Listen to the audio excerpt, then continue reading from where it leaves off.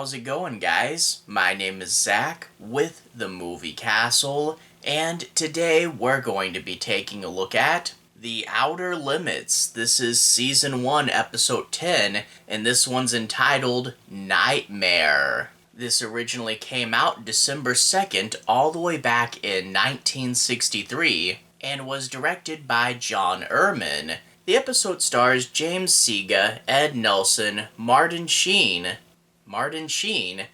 Bill Gunn, David Frankham, and John Anderson as the interrogator. And I have to say, this is a pretty interesting little episode. The idea that it's a POW war story, but they're on another planet, so you don't really know who the aliens are or what they're up to. And it's a fun little world they create. Kind of a cheesy world, which admittedly does clash a bit with the dark subject matter. But you know what? We get this alien in here, the Ebonite. A classic Outer Limits alien design, and it strikes that old school sci-fi balance of being kinda cool and kinda goofy, and thus has a fair bit of charm to it. It's the same with the world too. Big empty space. We can get some cool shots with that empty space, but it also kind of feels like a cheap set from an old TV show. But yeah, kinda charming and kinda cool. That being said, the episode is by no means perfect. It throws out a lot of themes. Being a prisoner of war, resisting torture, distrust growing amongst the men, but also leading to man's inherent violent nature. Yeah, those are a lot of good ideas. They do go together. But in this episode, it's not as tightly woven as I'd prefer, and it does kind of bounce around a little bit. And in turn, the episode does seem a tiny bit overly long.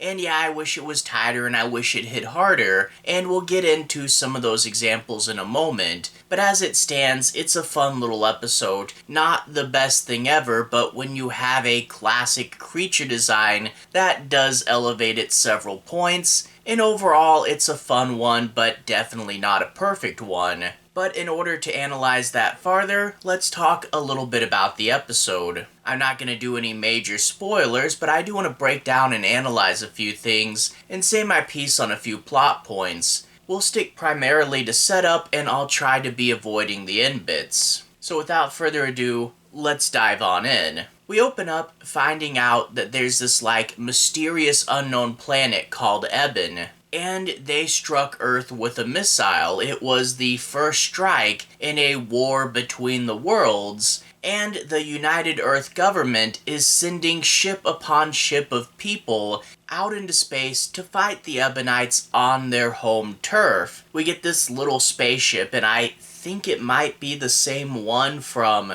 The Man Who Was Never Born. I'm not sure, it's definitely pretty similar. And on board, there are 6 crew members. And yeah, kind of weird that they're like, oh, we're gonna fight a war with 6 guys going to this other planet. But they do say there are more ships and that some of them are bigger, so okay, I'll let it slide. When the ship approaches the planet, it gets some interference and winds up crashing.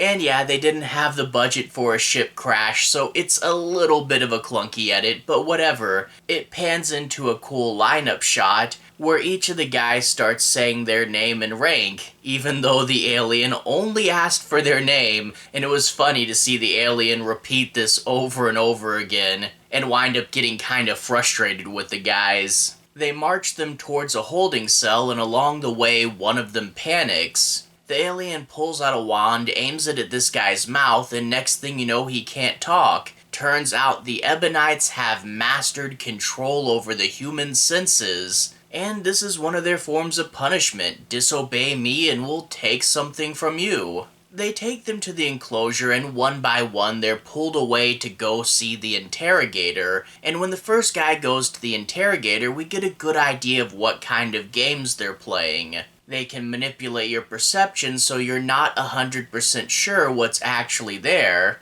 The first guy's an interrogation, and next thing you know, his old psych-eval guy comes out. Don't know if he's really there and also stuck on the planet, or if this is a hallucination, but he says Isn't it disturbing that we found out you had self-destructive tendencies? You may want to resist the Ebonites, but that's not for honor. That's for your own sick desires. And then they give a hallucination of his mother. Oh, I don't want you to die. Why don't you just tell Mom your secrets? It's not the aliens, it's just Mom.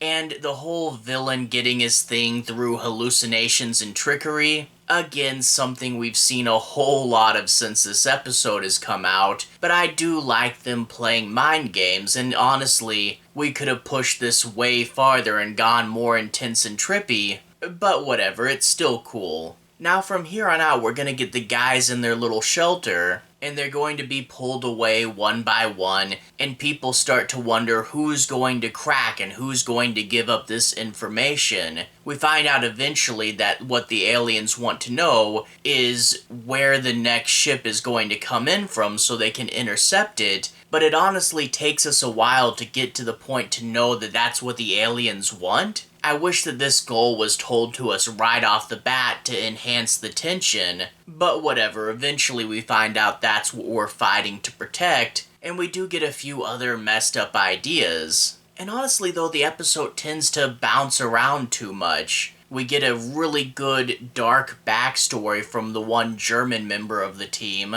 and there's another guy they make go blind, and they have this really disturbing deal they set up if he wants to be able to see again, but sadly the blind guy's story is all told to us later and we don't actually get that on screen. There's lots of good ideas and a lot of them do go together. The terror of being in a new place where you don't know the rules, you're far from home, the idea of torture and resisting it, and then suspicion amongst your own team.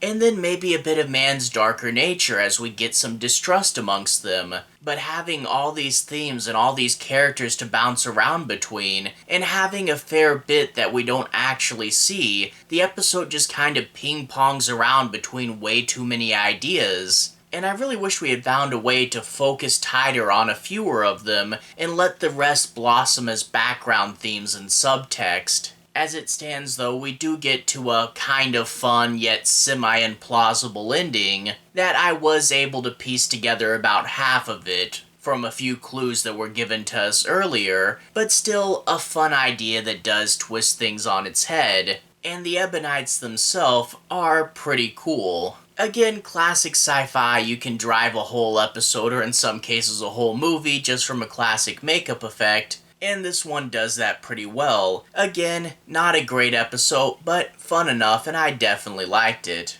And to a lot of you, it's worth watching just to see where that creature came from. Anyway, I'd love to hear your opinions down in the comments. What's your favorite episode? What's your favorite Outer Limits creature? Definitely let me know. Anyway, all that being said, to everyone who's watched so far, thank you for watching. To everyone who's liked and subscribed, thank you. You really are helping the channel out. I'll leave a relevant playlist on the bottom. This should be my Outer Limits playlist. If you want to see me talk about the past 9 episodes of the show, you should be able to find them there. Anyway, have a good day. See you guys again very, very soon. Outer Limits playlist here. Have a good day now.